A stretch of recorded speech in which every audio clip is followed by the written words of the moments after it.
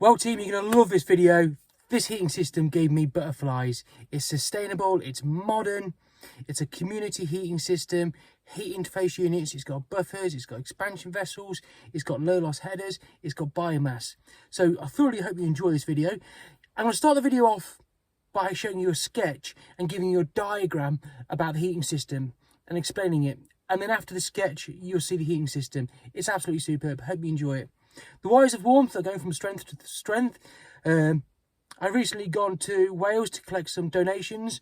And next year for 2023, we've got continued sponsorship from people like Alpha, Lawton Tubes, Speedfit and Stelrad. Thanks for following me and please enjoy this video.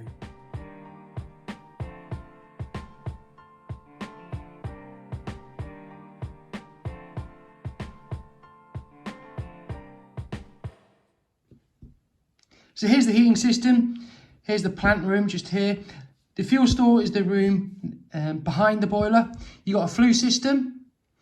The flue system always has to be at the side of the building or the rear. On top of the appliance, you've got pressure release valves, pressure gauges.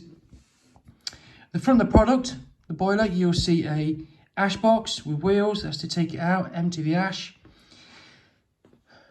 Biomass boilers, they've got a hot gun.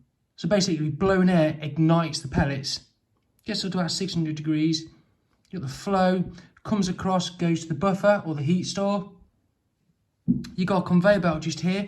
These are often three-phase, 415 volts. And you can see the chain in the video. You've got an auger here.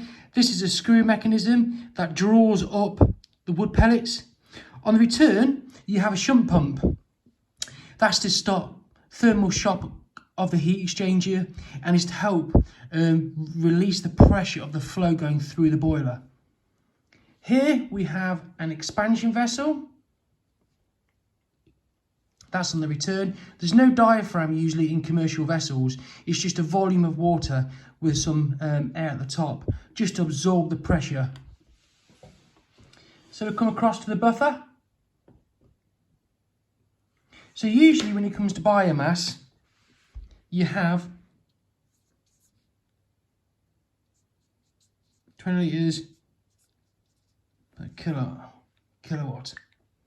A lot of boilers go for 20,000 litres at least. So the reason why I have a buffer is to absorb the heat energy, because when you put fuel on the biomass, you can't switch the flame off. Once it's burning, that's it. So you have a buffer to absorb the heat. So that stores the heat energy to be transported elsewhere. Buffers are good because you can use it as a thermal store. You can take, for example, you could take hot water out of it. The other thing with buffer, if it's cold, you could send the water backwards for a defrost cycle. You could also, with the buffer, add another heat source. Now on this system, what you'll find is from the buffer, it goes across to a manifold, which is a low loss header. So you've got the return here, the flow, there's no motorised valves. So this is where it supplies the community heating system. So these go to plots of houses. If you look at the footage, they're all PWM pumps. So they're really efficient pumps. And what you'll see at the end of the video is, just go up slightly. It goes from the biomass boiler to the buffer, to the manifold, to the property. And it goes into the outbuilding and it supplies a plate to plate. So it's constantly cycling around the plate to plate. And when there's demand, the pump comes on. So this is really like a mini boiler, this plate to plate. And what you'll find is, on community heating systems, there's always a heat interface. On that, there's usually a meter. So it could be an NTC, it could be a flow switch, and that will measure the heat used from the boiler. So the home owner or the tenant can be charged appropriately.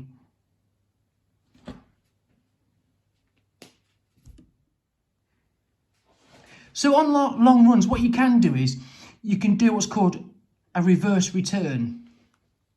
And this helps making the system more efficient, perform better. So here, if you, for example, if you've got the buffer, the flow can come across, go to plot 1, go to plot 2, go to plot 3. But obviously, if you can appreciate, the flow has an easier route going to plot 1. So to equal the pressure, you put the flow to plot 1 first, but plot 1 is also the last on the return. So it's called a reverse return. Flow straight into plot 1. Plot 1 is in the last on the return.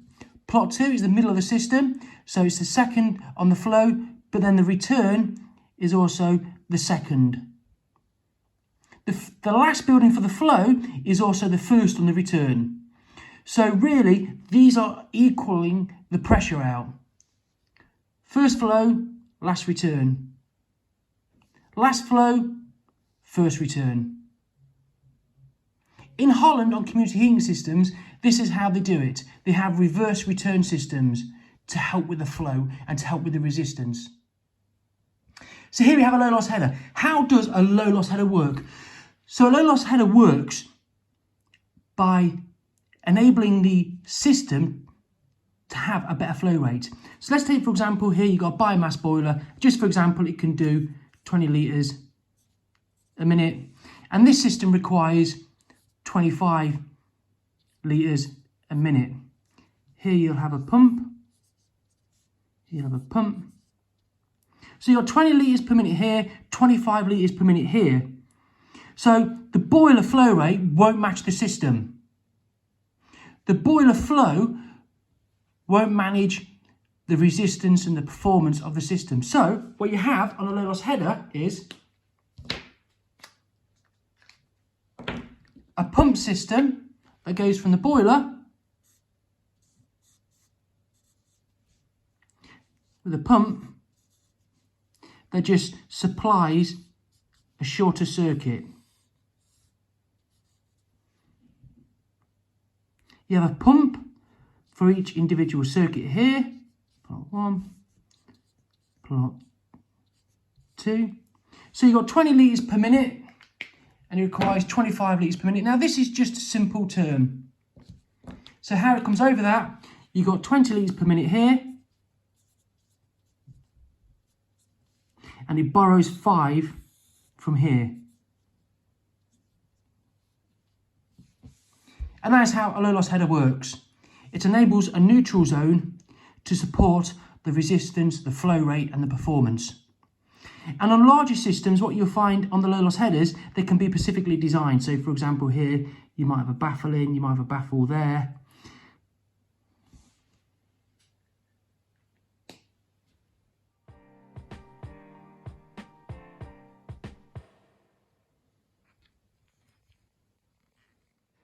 So this is a really small example of a plate to plate.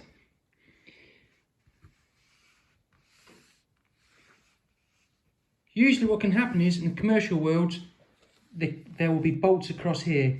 So you can dismantle these plates and clean them. This is a different type of hydraulic separator. Automatic air vent at the top, flanges either side, pockets for NTCs, drain point at the bottom. This is another type of manifold or hydraulic separation unit.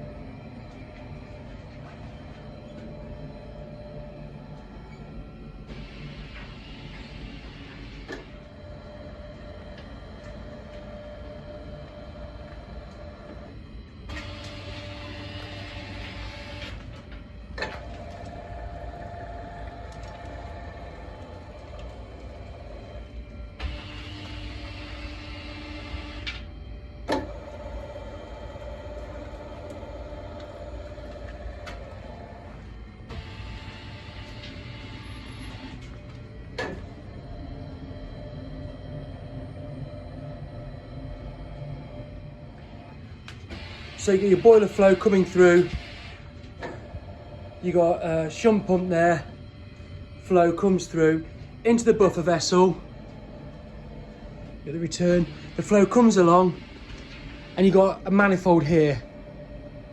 I say manifold, could be more of a low-loss header really, and there it goes to all the properties. PWM pumps, so the efficiency on these pumps is absolutely phenomenal. Here they're working at 50%. Absolutely incredible system this. Such a find here. Hi guys, interesting system here. A biomass boiler that's almost on a community heating system with heat interface units. So look at this, look, there's your biomass expansion vessel, and here's your buffer vessel. So the good thing about a buffer vessel is it's there for heat pumps to stop them anti-cycling, for frost protection because you can do a reverse cycle, but for biomass and solid fuel, they're perfect to absorb that excess heat energy.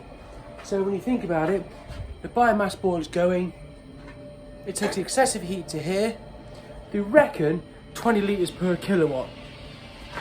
So you get the flow comes in, the return coming through, or the flow coming through here. So you've seen the biomass system and how it works off the manifold, the buffer. So then what happens in the community heating system, it feeds your other properties. So here we are outside the dwelling, and this is the cylinder, the plate-to-plate charging system. And this is the communal heating system. The other side comes into an outbuilding, comes through via plate charger, rocker switch for isolation, PWM pump, comes down to an unvented cylinder. Hot water heating. I love to see motorised valves in line like that. How professional.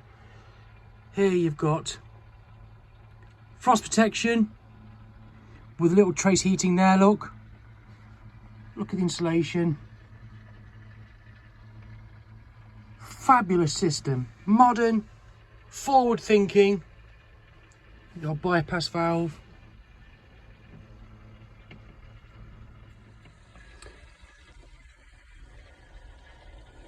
So I love these brackets with the rubbers in the inners. That's to secure against vibration. Great on pumps. I love the strutting system here. Nice and secure. You can see they've got the angle line there just to secure it all to it.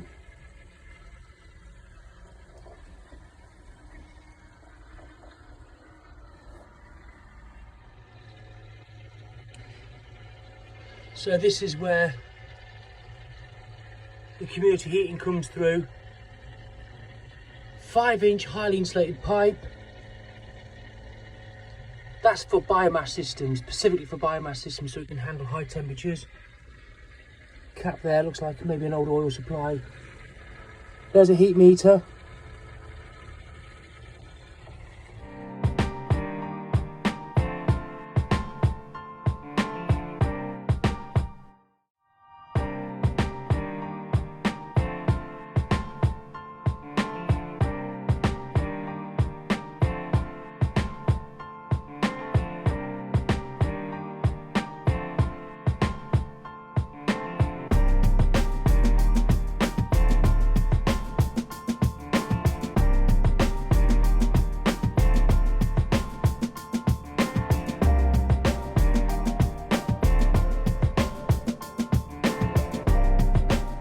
Those who say, those who can't do teach. This is pretty good. Look at that bed and all.